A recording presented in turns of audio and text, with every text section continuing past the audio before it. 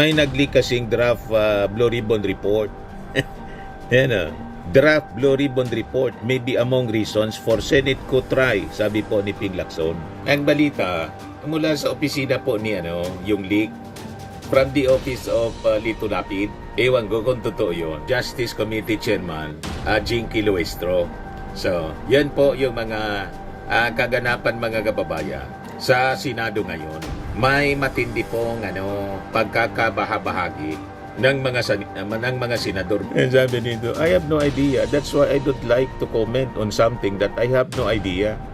And Hindi lang yung name, tapos walang detalye. nakasuhan. Paano nga naman siya makakapag-recommenda doon, makaka-clear, base sa kanya. At walang corroboration, no? Halimbawa yung kay Dati Gutesa, yung tapos Senate after that, Doribon. wala na si Gutesa. So, so how we Nagpapagang mga balita at pagtalakay sa mga isyu ng lipunan. Bulsa! Opinyon, banat at paglalantad sa katotohanan. Bulsa! What you see is what you get. You decide. Hello po mga kababayan, si Dante Maravillas. Pag-usapan natin yung pagkakabahabahagi sa Senado. Matindi ang pagkakabahabahagi. Sabi nga, this is a great schism in the Senate. Bakit naman na niya, Mr. Maravillas, ganun na nangyayari sa Senado?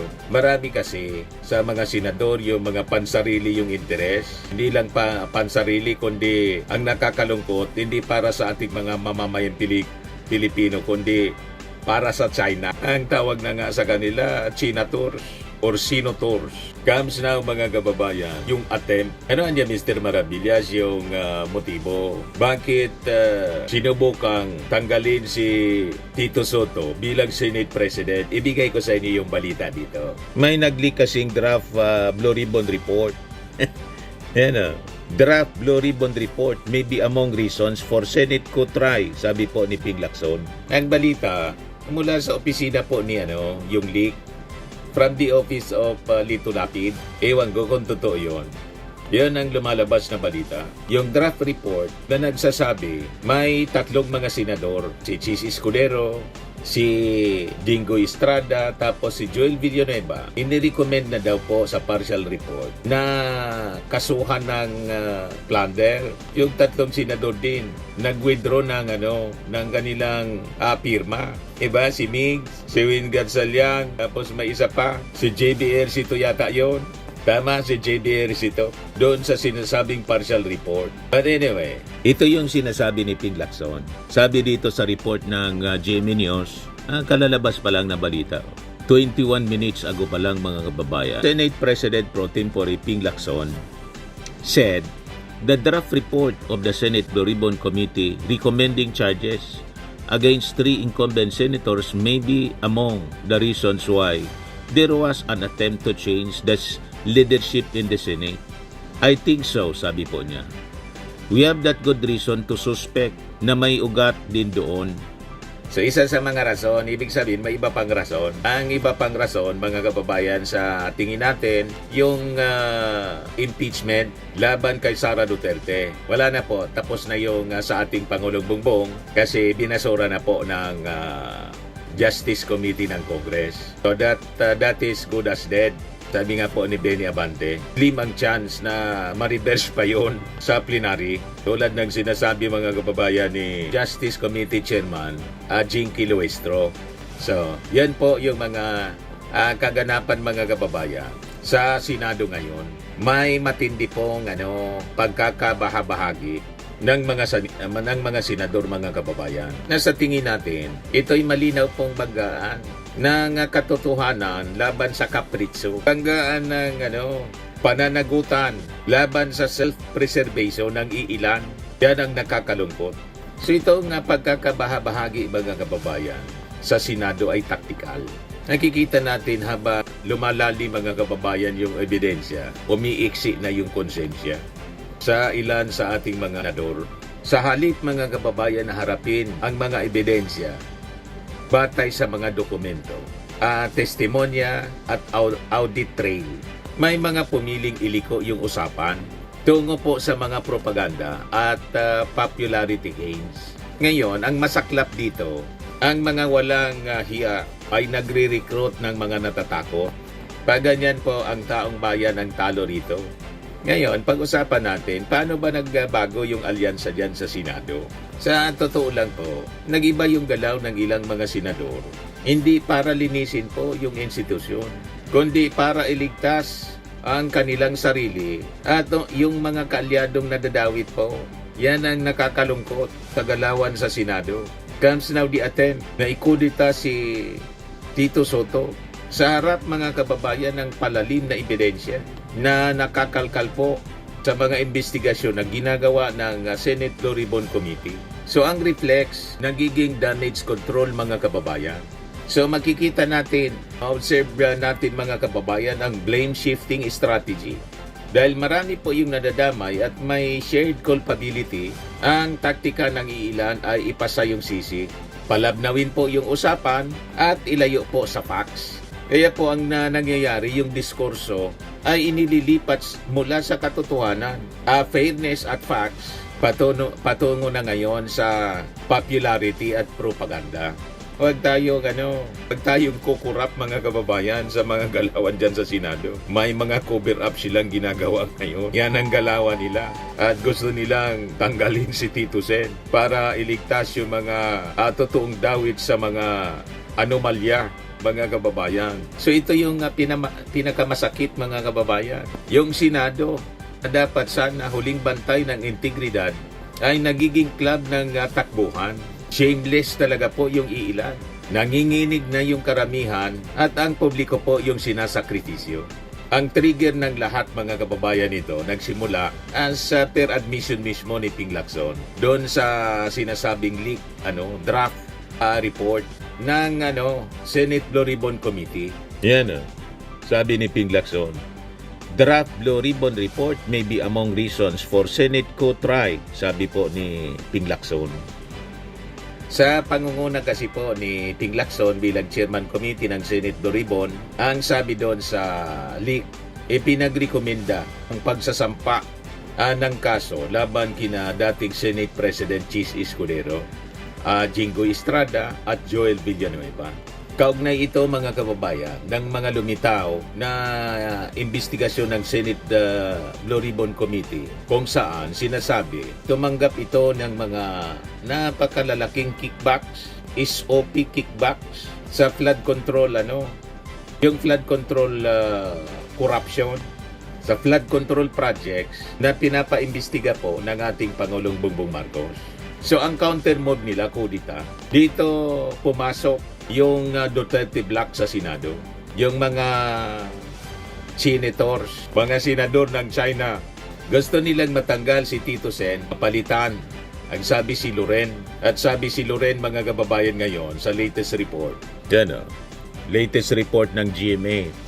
Ligarda to talk with Soto about Senate presidency plans. Kasi daw, willing sa term sharing daw. At the end of the 28th Congress o kung hindi, sa 2028. Yan yung mga lumitaw na kwento mga kababayan kahapon. Term sharing niya. And with that, napanatili ni Tito Sen ang pagiging presidente ng Senado. Pumayag daw mga kababayan si Loren sa term sharing. Pero sabi ni Loren, wala niya akong idea sa kanya. And sabi nito, I have no idea. That's why I don't like to comment on something that I have no idea.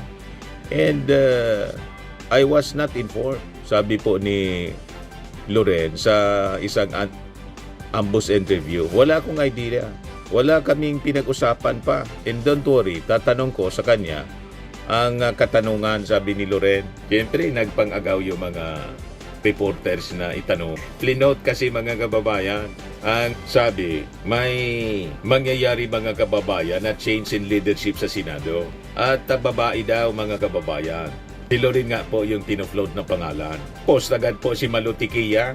First anya ni history na sibol. Hindi man pala totoo mga kababayan. Nagkatuwaan man lang pala. Sabi ni Tito Sen, alaman na niya nagkatuwaan lang. Sulidan niya kami. Baka pinalaway lang mga kababayan yung mga DDS senator. Pero ang sabi talagang may attend na palitan si Tito Sen. Ito na nga po. So malinaw, gusto nilang palitan si Tito Sen para mapalitan din. Matanggal din mga kababayan si Ping Lacson bilang Senate Pro Tempore at saka chairman ng Blue Ribbon Committee. Malinaw ang intensyon para maprotektahan po si Chis Escudero, si Jinggoy Estrada at saka si Villanueva. Kita ninyo? Very selfish. Hindi interes ng taong bayan, mga kababayan, ng pinagagawa nila. Self-preservation na malinaw. Isa po itong institutional sabotage para po iligtas yung mga nadadawit. So ngayon, ang tanong, bakit po kailangang makasuhan itong mga nadawit na mga senador? Malinaw naman po kasi, mga kababayan, sa mga testimonies. Yan po, napakalinaw. Si Jingo Estrada nasabit doon sa Bulacan Flood Control. Nansabi tumanggap ng SOP, kickback. Base mga kababayan sa testimony ni Engineer Hernandez, 355 milyon na proyekto sa Agonoy at Malolos, Bulacan noong 2025. Nang sabi ni Engineer Hernandez, tumanggap ng 30% SOP or kickback.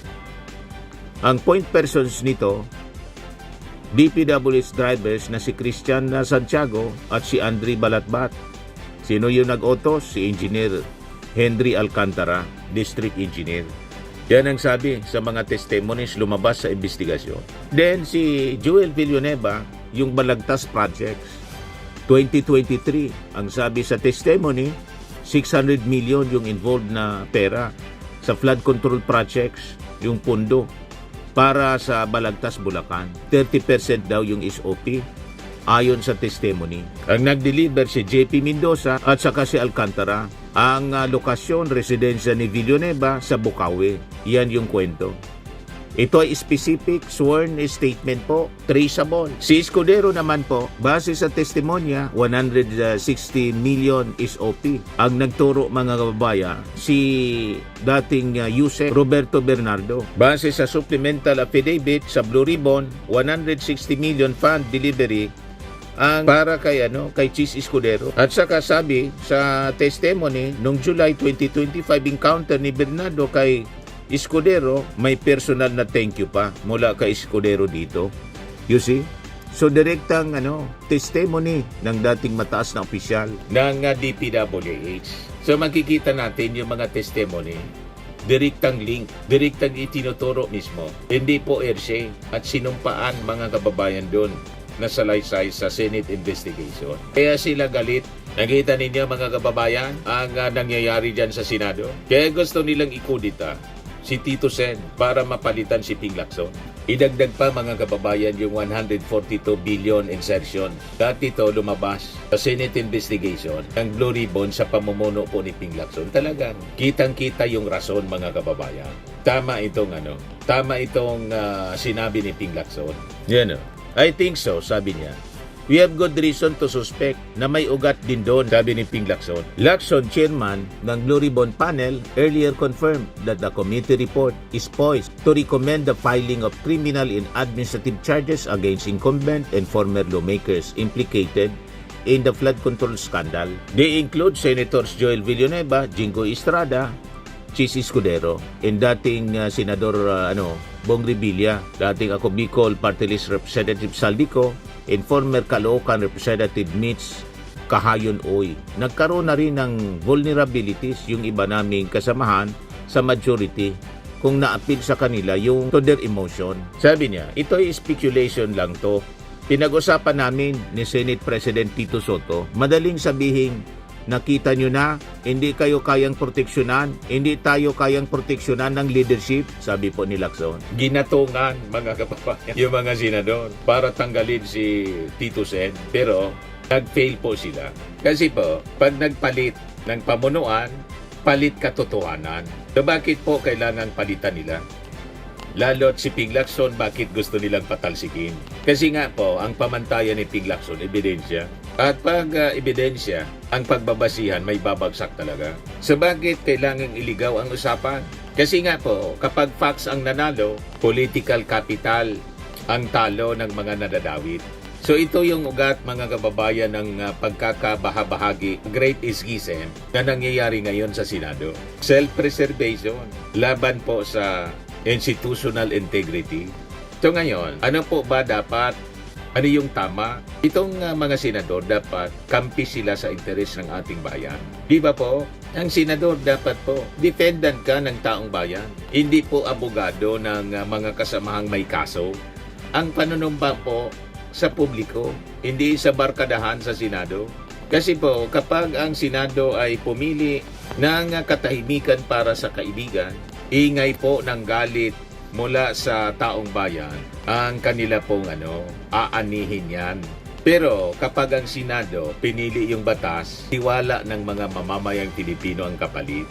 Di ba po? So ang ating panawagan, ating mga senador, kapag may ebidensya, dapat ituloy ang kaso. Kapag may testimonya, huwag dapat takasan. So yung pagkakawatak-watak ng Senado ang nakakalungkot, hindi dahil po sa prinsipyo, kundi nagkakawatak-watak ito sa ngayon. Nananaig na kasi po yung katotohanan. Kaya nakikita ninyo, gustong tanggalin si Tito Sen. Di ba po malinaw? Dapat mamili yung ating mga senador. Batas po o barkadahan, katotohanan po o propaganda, bayan o sarili. Bakit kasi niya Mr. Maravillas, hindi si Martin ang nadiin? Sa investigasyon po na ginawa nila, walang corroborative evidence. Ito iparinig ko sa inyo. Ang gusto kasing mangyari ng mga senators, Duterte Black sa Senado, madiin si Martin. Iligtas yung kanilang mga barkada, idiin si Martin. Hindi sila magtagumpay. Wala mang corroborative evidence po. Yan pakinggan natin si Claire Castro, mga kababayan. Kasi Speaker, hindi siya kasama doon because kinakategorize namin based on corroborative evidence. Bakit hindi daw kasama si Speaker? Ito yung mention ang pangalan pero walang validation at saka walang corroboration. Yun kay Gutesa. Meron pa pala kay Diskaya pero minention lang yung name. Walang anumang aksyon. Wala sa report. Diba, ang dating is Kaya walang rekomendasyon. Pinalagay lang yung name, tapos walang detalye. Nakasuhan. So, paano nga naman siya makakapag-rekomenda doon, mga ka-clear? Base sa kanya. At walang corroboration. No? Halimbawa yung kay Pati Gutesa, yung tapos Senate after that, Doribon. wala na si Gutesa. So, So, how will we treat them? Because their names were mentioned, they will be mentioned in the committee report. Okay. Babanggitin pa rin. Pero hindi niya mapaparekomenda sa ng kaso kasi walang ebidensyang naibigay. Diba? Pero ang recommendation is further fact-finding inquiry. Kung because of mere committee report na nag-participate naman din sila, aayaw na sila at tatanggalin na lang ang Senate President, I will take responsibility sa mga. Okay? So yun mga clear. So in other words, kaya wala yung pangalan doon sa mga recommend yung sampahan because iba yung category niya. Papanggitin pa rin yung pangalan because nabanggit yung pangalan during the hearing.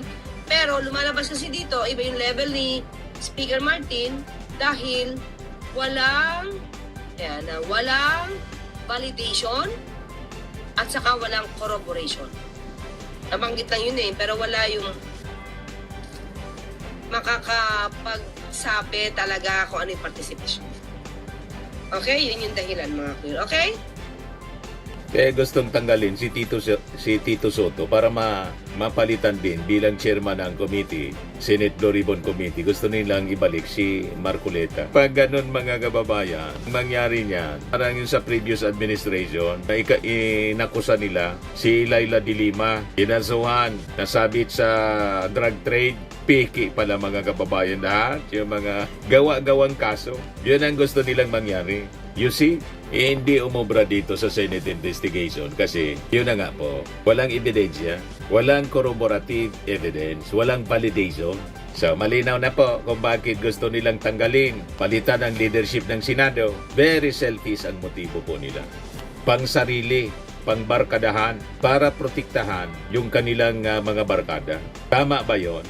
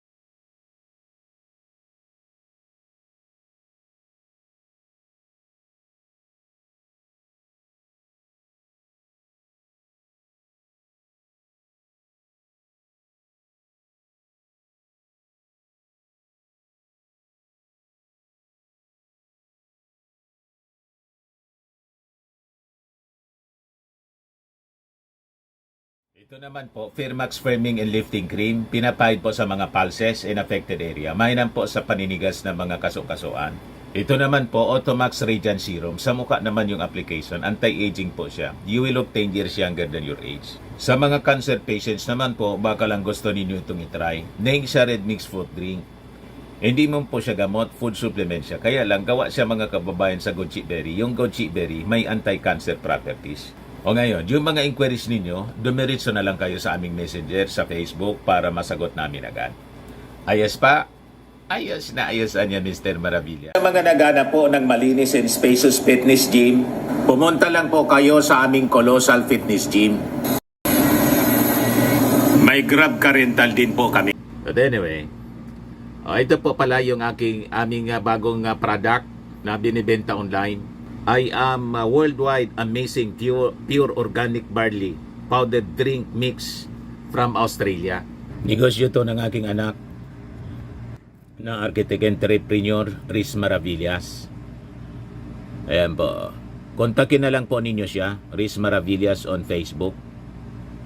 Ang mga health benefits niya, boost immunity, improves digestion, enhance energy levels, packed with antioxidants, prevent cancer.